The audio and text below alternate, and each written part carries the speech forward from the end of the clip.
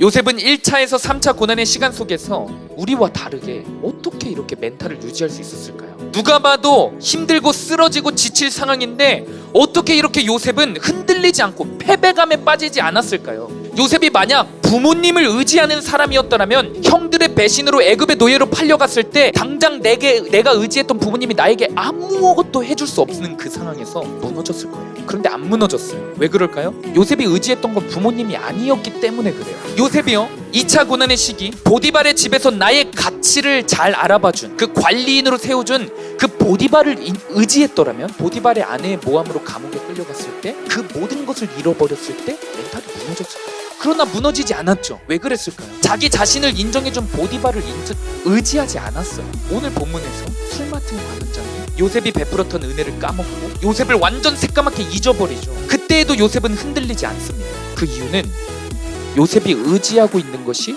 아직 무너지지 않았기 때문에 그래요. 반갑습니다. 네, 오늘도 하나님의 말씀으로 우리 인생이 해석되어지고 우리 인생을 하나님 말씀 앞에 놓여드리기를 간절히 축복합니다.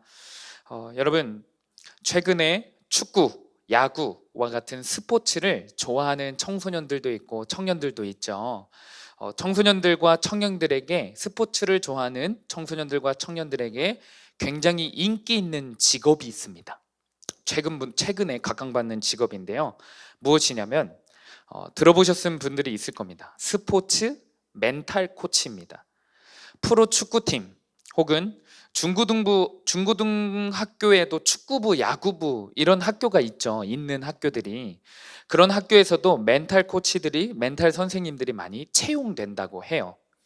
이 스포츠 멘탈 코치들이 주로 하는 일은 무엇이냐면요, 선수들에게 위닝 멘탈리티를 심어주는 역할을 합니다. 위닝 멘탈리티라는 말이 좀 생소하죠. 낯설죠. 쉽게 설명해주면 이기는 습관, 이기는 사고방식을 심어주는 겁니다. 정신훈련을 계속 해주는 코치가 있습니다. 이 위닝 멘탈리티가 훈련되어 있는 선수들은요, 경기 중에 어려운 상황, 돌발 상황이 다가와도 당황하지 않아요. 나는 어려워도 승리할 수 있어. 우리 팀은 이 어려운 상황 가운데서도 승리할 수 있어 라는 강력한 믿음이 생기고, 그 믿음으로 실제로요, 다 지고 있는 경기를 역전케 합니다. 다 지고 있는 경기를 역전케 해요. 실제로 여러분, 레알 마드리드라는 팀이 있어요. 전사님이 어제 약간 오늘 새벽에 이제 챔스 결승을 했죠. 근데 챔스 결승하면서 제가 원고에다 마드리드가 우승할 거라고 써놨어요. 축구 역사상 가장 우승을 많이 한 팀이에요. 레알 마드리드라는 팀은 가장 강한 팀입니다. 이 팀은 2022년에 올 시즌에 레알 마드리드는 챔피언스 리그라는 그 큰 대회에서 8번이나 역전승을 거둬요. 오늘도 우승을 했고요. 8번이나 역전승을 거둔 팀이 이 팀이에요. 이번 시즌에만요. 그런데 심지어 8번 다 그냥 1대0으로 단순히 지고 있었던 게 아니에요. 3대0, 2대0, 뭐 큰 점수차로 지고 있었던 것을 8번이나 역전해요. 그래서 오늘 결국 우승까지 했습니다.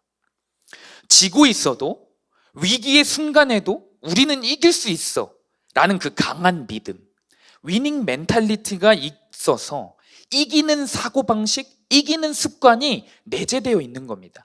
그래서 이렇게 강한 팀이 되었어요.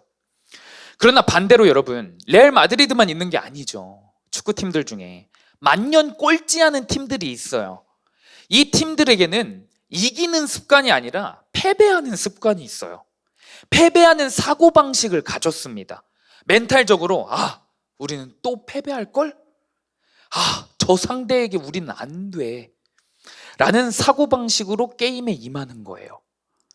이 팀들은 다 이긴 경기도 결국 마지막에 가서 역전패 당해요.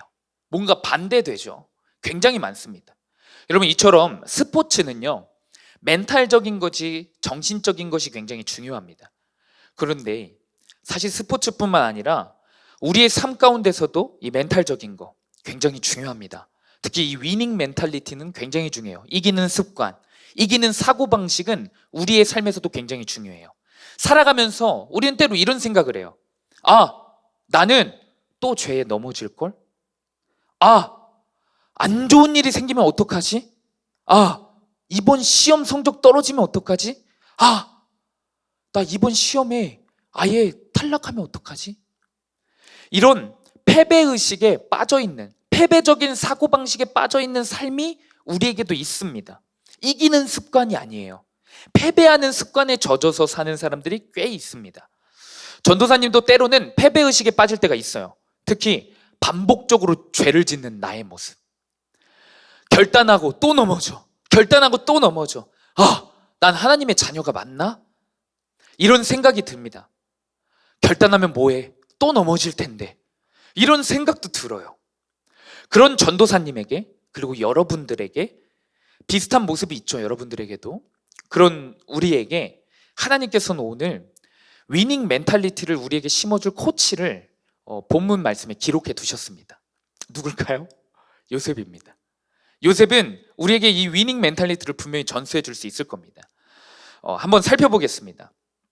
요셉은 사실 그 누구보다도 삶에서 멘탈이 흔들릴 만한 고난을 많이 겪은 인물이에요. 요셉이 인생 가운데 만났던 고난들은 총 3차 시기로 나눌 수 있습니다. 1차에서 3차 시기로 요약할 수 있습니다. 첫 번째 고난은 형들의 미움을 받아 은 20냥의 애굽의 노예로 팔려갑니다. 다 기억하시죠? 보통의 사람들이었으면 형들에게 분노를 품죠. 원망하죠. 노예로 끌려간 자기 자신의 삶을 한탄했을 겁니다. 여러분, 우리나라에 한참 이슈가 됐었던 지역과 사건이 있습니다. 염전노예 아시나요? 염전노예 들어보셨죠? 염전노예.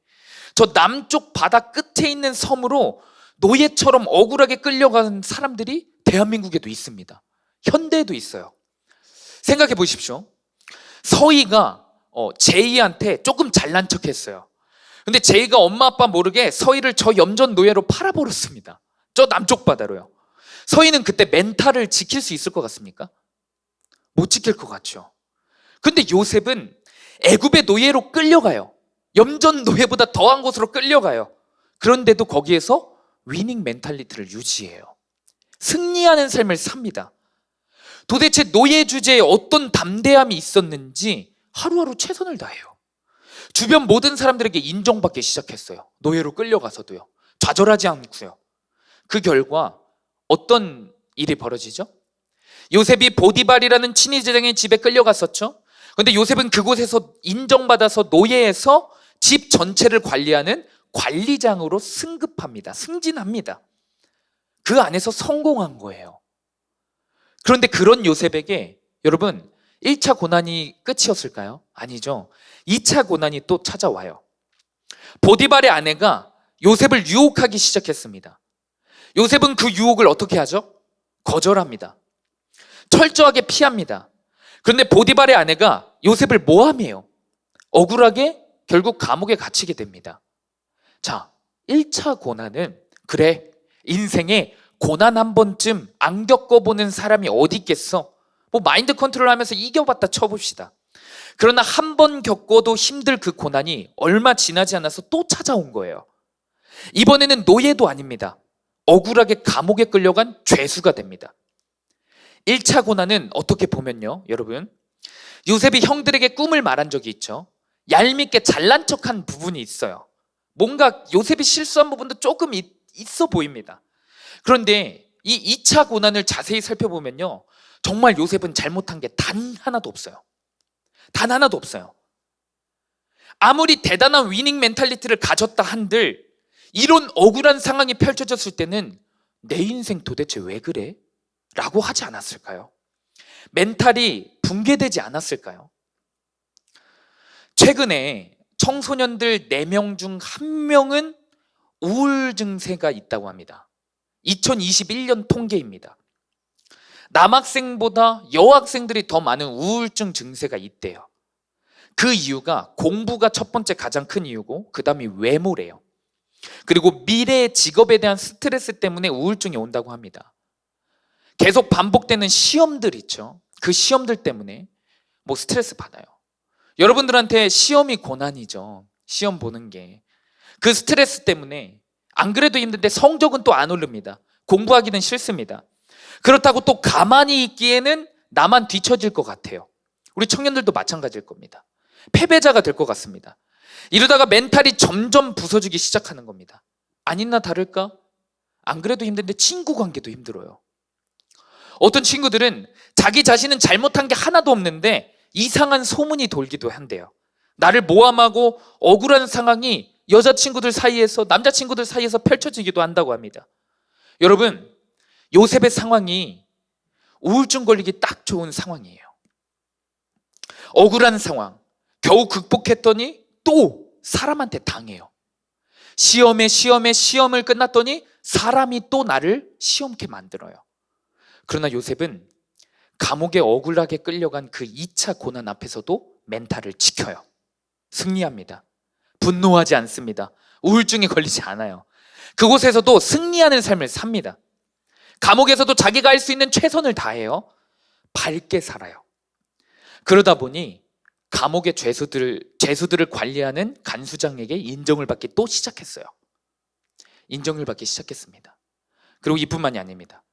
요셉은 오늘 본문을 읽어보니까 감옥에 끌려온 다른 죄수들의 멘탈까지 관리해줘요. 상담해줍니다. 잘 생각해 보십시오. 감옥은 여러분 좋은 공간입니까? 사람과 사람이 대화도 막 좋은 대화가 오고 가는 공간일까요? 감옥은 삭막한 공간이에요. 인생을 포기한 사람들이 오고요, 인생에서 이미 실패를 맛본 사람들이 오는 공간이에요. 누가 누구를 돌보거나 사랑해주는 낭만적인 공간이 될 수 없습니다. 그런데 그곳에서 짐승 취급도 못 받는 죄수가 또 다른 죄수를 상담해줘요. 그게 오늘 본문이에요. 그것도 진심으로 사랑해주면서 걱정해주면서 상담합니다. 우리 오늘 본문 말씀을 한번 읽어보겠습니다. 요셉의 멘탈이 얼마나 대단한지 한번 읽어볼게요. 6절에서 7절입니다. 함께 읽습니다. 시작. 아침에 요셉이 들어가 보니 그들에게 근심의 빛이 있는지라. 요셉이 그 주인의 집에 자기와 함께 갇힌 바로의 신하들에게 묻되 어찌하여 오늘 당신들의 얼굴에 근심의 빛이 있나이까? 여러분, 우리가 요셉이라는 인물을 너무 많이 들어왔어요. 그쵸? 유초등부 때부터 들어왔죠. 요셉이 얼마나 대단한 멘탈을 갖고 있는지 무엇인가 감이 안 올 때가 있어요. 너무 익숙해서요. 요셉은 사람이 아닐까요? 요셉은 감정이 없을까요? 여러분, 요셉은 사실 이제 이만하면 사람한테 질리지 않을까요? 사람한테 대인 게 몇 번인데요. 누구보다 사람한테 상처를 많이 받았을 사람인데요. 그런데 오늘 본문에서 술 맡은 간원장과 떡 맡은 관원장을 걱정해주고 있어요. 사랑해주고 있습니다. 질려도 모자랄 법한데 그들의 얼굴에 근심의 빛이 보여서 무슨 일 있으세요? 라고 물어봐요. 괜찮으세요? 라고 먼저 물어봅니다. 그리고 그들의 근심의 이유를 다 들어줘요. 여러분, 사람의 말 들어주는 게 어렵지 않습니까? 나도 하고 싶은 말이 있는데 특히 힘든 일을 하소연하는 걸 들어주는 거는 생각보다 어려운 일이에요. 근데 요셉은 감옥에서 그 역할을 해요. 어떤 이유로 힘들었는지 들어주고 근심의 이유가 정체불명의 꿈 때문이었는데 그 꿈까지 해석해 줍니다. 패배감에 빠져 있었던 요셉이라면, 자기 모습에 신세한탄만 했던 요셉이라면 이렇게 살 수 없어요. 그렇지 않습니까? 이렇게 살 수 없습니다. 내 인생 챙기기도 바쁜데 감옥에서 이렇게 살았을 거예요. 근데 요셉은 그 감옥의 상황, 자기가 억울하게 끌려온 그 2차 고난이 문제가 되지 않았어요. 패배감에 빠져 있지 않았습니다. 요셉은 이미 2차 고난을 이겨낸 거예요. 근데 여러분, 참 기가 막힌 게 있어요. 2차 고난을 이긴 요셉에게 또 3차 고난이 찾아온다는 거예요. 3차 고난입니다. 오늘 본문에서 요셉은 술 맡은 관원장에 큰 도움을 주었죠. 근심하고 있는 그를 먼저 찾아가 걱정해주고 상담해줬습니다. 그리고 이렇게 말해줬어요. 3년 뒤에 당신은 관직에서 회복되는 꿈입니다. 그러니 걱정하지 마세요. 라고 얘기해줬어요. 그런데 만약 관직에서 회복되면 저를 기억해 주세요. 라고 말합니다. 간절히 부탁했어요. 우리 오늘 본문 말씀 14절을 세 번역으로 읽어보겠습니다. 화면 보시고 읽어보겠습니다. 시작. 시종장께서 잘 되시는 날에 나를 기억하여 주시고 나를 따로 생각해 주시기 바랍니다. 그리고 바로에게 나의 사정을 말씀드려서 나도 이 감옥에서 풀려나게 해주시기 바랍니다. 실제로 요셉의 해석대로 술 맡은 관원장이 3년 뒤에 관직에 회복됩니다. 복직이 됩니다. 술 맡은 관원장은요, 지금 말로 하면 대통령 비서실장입니다. 지금 말로 하면요, 바로왕 바로 옆에서 바로왕의 만찬을 주관하고요, 주관할 뿐만 아니라 보호하고요, 또 보호뿐만 아니라 여러 정책들을 함께 나눠요. 대화 나누는 그런 역할을 했어요. 누가 봐도 비서실장 역할이에요. 이 비서실장 술 맡은 관원장은 요셉에게 큰 도움을 받았어요. 감옥에서. 자기의 근심이 요셉 덕분에 해결됐습니다. 실제로 요셉의 꿈 해석처럼 3년 뒤에 감옥에 풀려나요. 다시 높은 위치에 올라가게 되었습니다. 요셉은 감옥에 풀려나가는 그 관원장을 봤을 거예요. 분명히 봤습니다. 그리고 기대했겠죠. 그러나 시간이 지나고 또 시간이 지나고 시간이 지나도 술 맡은 관원장이 복직을 된 뒤 요셉을 풀어주지 않았습니다. 우리가 잘 알고 있듯이요. 까맣게 잊어버립니다. 메시지 성경에서는요, 요셉을 술 맡은 관원장이 신경 쓰지 않았다라고 기록합니다. 우리 23절 말씀 한번 읽어보겠습니다. 시작. 그러나 술잔을 맡은 관리는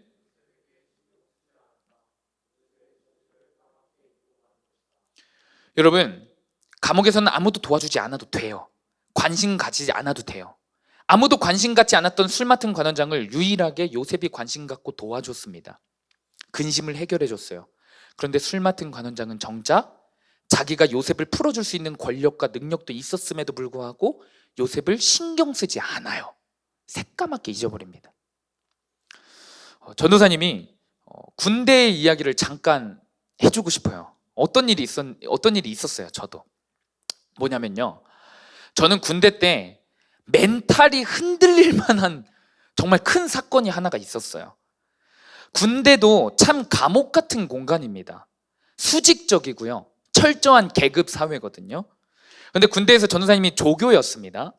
저희 조교 부대는 5명이서 한 팀을 이루는 부대였어요. 그 중에 제가 이제 막내 조교로 선발되어서 들어갔습니다. 처음에 긴장하면서. 그런데 우리 부대는 어떤 TO였냐면요, 곧 전역을 앞둔 병장 2명이 있어요. 곧 전역을 앞둔. 그리고 그 밑에 상병이 있습니다. 상병. 그리고 그 밑에 일병이 있어요. 전도사님 맞선임이 바로 위인 거예요. 그럼 실세는 누굴까요? 병장들일까요? 실세가? 상병이겠죠. 상병이 실세예요. 상병한테 잘 보이면 돼요. 그런데 전도사님의 이제 군 생활은 상병이 어떤 사람이냐에 따라서 천국이냐 지옥이냐가 결정되는 거예요. 그런데 웬걸 상병이 악마 중에 악마였어요. 악마 중에 악마였습니다. 그리고 일병은 바보 중에 바보였어요. 전도사님의 맞선임은 정말 바보 중에 바보였어요. 나중에 들어보니까 과거에 좀 학교 폭력도 당했고 따돌림을 많이 당했고, 누가 봐도 얘 좀 괴롭히면 재밌겠는데 이런 스타일이에요. 아니나 다를까 실세 상병 그 분이 맨날 일병 선임을 괴롭히기 시작했어요. 그것도 제 앞에서. 저는 칭찬해주고 이 일병 선임은 괴롭히고, 저는 맛있는 것도 많이 사주고 이 일병 선임은 사주지도 않아요. 오히려 일병 선임이 돈 쓰게 합니다. 돈을 뜯습니다. 완전 못된 거죠. 왕따 시키는 겁니다. 저는 자기 편으로 만드는 거예요. 상병이 머리를 쓰는 거죠. 그리고 일병 선임을 같이 괴롭히게 했어요. 저도 가담하게 해요. 그때 제가 그리스도인이죠. 그리스도인이고 신학생이었어요. 전도사였습니다. 불타오르는 정의감이 있었겠죠. 당연히 있었겠죠. 그리고 아무도 시키지 않는, 그래서 전도사님이 아무도 시키지 않고 아무도 나서지 않는 그 일병 선임을 보호하기 시작했어요. 제가요. 불타오르는 정의감으로요. 일병 선임을 성심성의껏 챙기기 시작했습니다.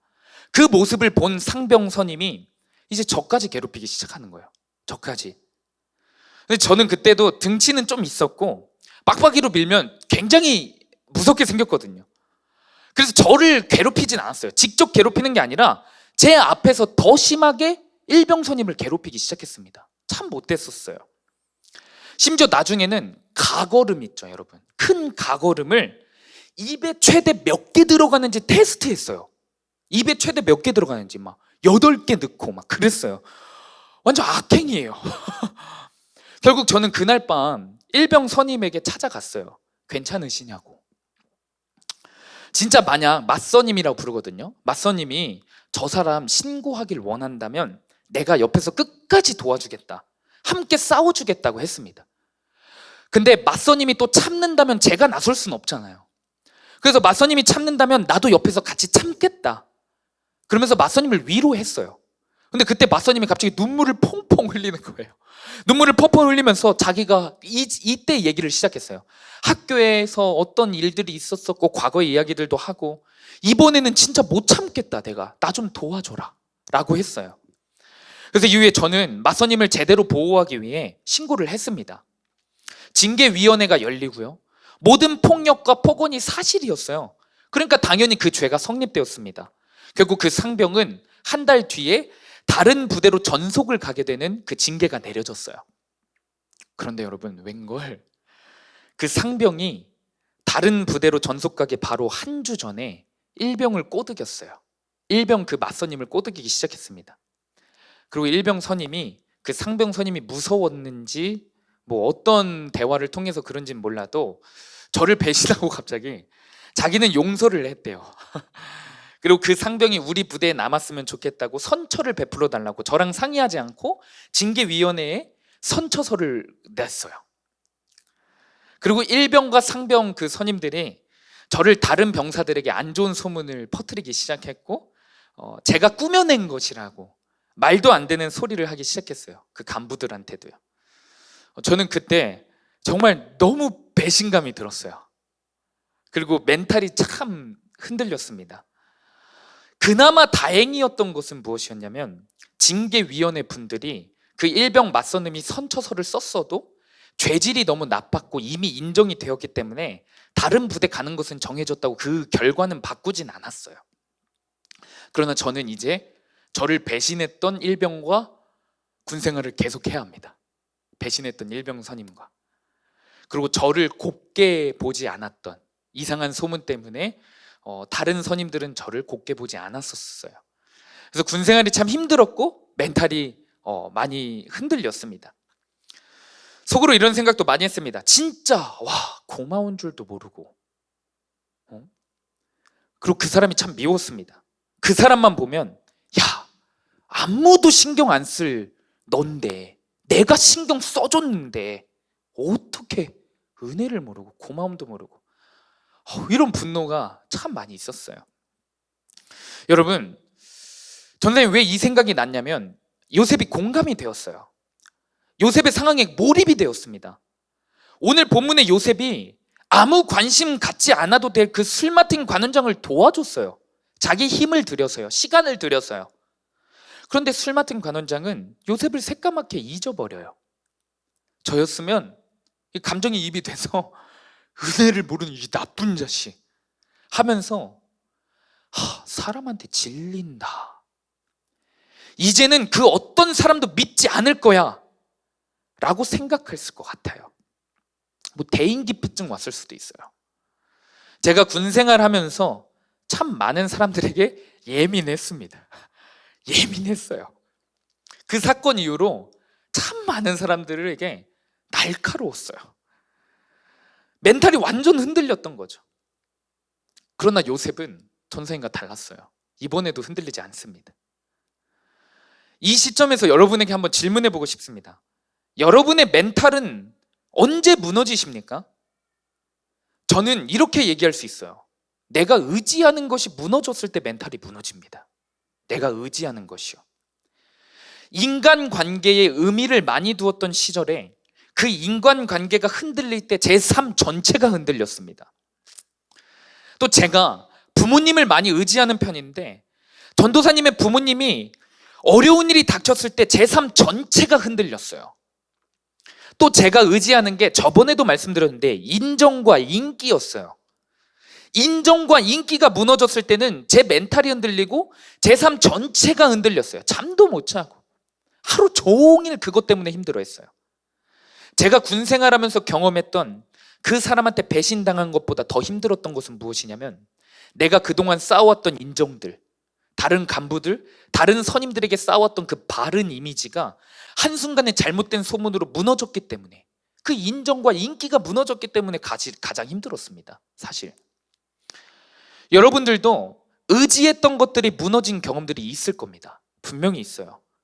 기대했던 사람들이 나를 배신하거나, 기대했던 내 성적이 나를 배신하거나, 그때마다 정말 멘탈이 흔들리고 삶 전체가 흔들릴 거예요. 패배감에 빠진 적도 있을 겁니다. 그런 적이 없다면 앞으로 살면서 그런 일들이 반드시 있을 거예요. 있을 겁니다. 한 번은 반드시 있습니다. 그런데 이와 같은 맥락에서요, 요셉은 1차에서 3차 고난의 시간 속에서 우리와 다르게 어떻게 이렇게 멘탈을 유지할 수 있었을까요? 누가 봐도 힘들고 쓰러지고 지칠 상황인데 어떻게 이렇게 요셉은 흔들리지 않고 패배감에 빠지지 않았을까요? 오늘 설교를 준비하면서 묵상하게 됐어요. 요셉이 만약 부모님을 의지하는 사람이었더라면 형들의 배신으로 애굽의 노예로 팔려갔을 때 당장 내가 의지했던 부모님이 나에게 아무것도 해줄 수 없는 그 상황에서 무너졌을 거예요. 그런데 안 무너졌어요. 왜 그럴까요? 요셉이 의지했던 건 부모님이 아니었기 때문에 그래요. 요셉이요, 2차 고난의 시기, 보디발의 집에서 나의 가치를 잘 알아봐준, 그 관리인으로 세워준 그 보디발을 의지했더라면, 아니면 자기 자신이 열심히 해서 얻게 된 사람들에게 받는 인정 혹은 관리인이라는 그 직책을 의지했더라면, 보디발의 아내의 모함으로 감옥에 끌려갔을 때, 그 모든 것을 잃어버렸을 때 멘탈이 무너졌을 거예요. 그러나 무너지지 않았죠. 감옥에서도. 왜 그랬을까요? 자기 자신을 인정해준 보디발을 의지하지 않았어요. 요셉은 자기 자신의 능력을 의지하지 않았습니다. 직책을 의지하지 않았어요. 나름의 성공 스토리를 의지하지 않았어요. 오늘 본문에서 술 맡은 관원장이 요셉이 베풀었던 은혜를 까먹고 요셉을 완전 새까맣게 잊어버리죠. 그때에도 요셉은 흔들리지 않습니다. 그 이유는 요셉이 의지하고 있는 것이 아직 무너지지 않았기 때문에 그래요. 요셉에게는 그가 확실하게 믿고 의지하는 그것이 단 한 번도 무너진 적이 없었어요. 삶에서 1차 고난이 찾아오고 2차 고난이 찾아오고 3차 고난이 찾아와도 흔들리지 않았습니다. 요셉이 의지했던 것은 무엇이죠? 요셉에게 위닝 멘탈리티를, 그 어떤 고난이 찾아와도 무너지지 않는 습관, 이기는 습관을 허락한 그 의지 대상은 무엇일까요? 바로 하나님의 말씀입니다. 말씀이신 하나님 그분이었습니다. 요셉의 유일한 의지 대상은 하나님 한 분이었습니다. 애초에 다른 것들 의지한 게 아니기 때문에요, 그 사람이 없어도 흔들리지 않는 거예요. 애초에 그 가치를 의지했던 게 아니기 때문에 그 가치가 무너졌어도, 나에게 상처를 안겨줬어도 별로 타격감이 없는 겁니다. 오늘 본문 8절 읽고 말씀을 마치도록 하겠습니다. 오늘 본문 8절입니다. 한 목소리 읽겠습니다. 시작. 그들이 그에게 이르되 우리가 꿈을 꾸었으나 이를 해석할 자가 없도다. 요셉이 그들에게 이르되 해석은 하나님께 있지 아니하니까 청하건대 내게 이르소서. 여러분, 이 대답 속에 요셉 신앙의 중심이 들어가 있는 거예요. 요셉은 언제나 하나님만 의지하는 삶, 언제나 하나님 중심의 삶을 살았습니다.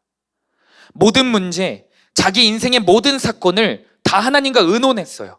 하나님께 보고했고요. 그래서 하나님이 그것을 다 해석해 주셨습니다. 오늘 본문에서도 그게 다 그대로 나타나요. 근심의 빛에 쌓여서 걱정하고 있는 두 간원장에게 하나님이 하실 텐데 무엇이 걱정이십니까? 당당하게 말합니다. 이 한마디 속에 요셉이 의지하고 있는 게 무엇인지 드러나 있습니다. 여기에서뿐만 아닙니다.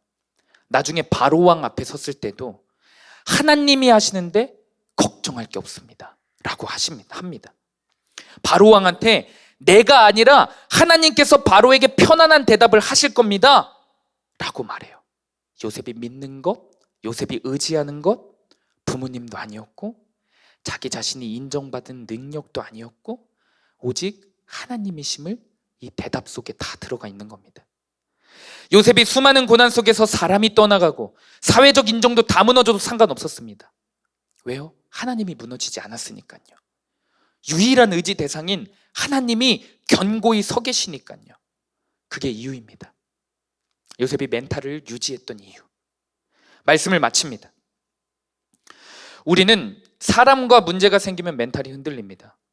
내 인정에 문제가 생기면 멘탈이 흔들립니다. 내 외모에 문제가 생기면 멘탈이 흔들립니다. 성적에 문제가 생기면 멘탈이 흔들립니다. 그것들을 의지하기 때문에 그래요.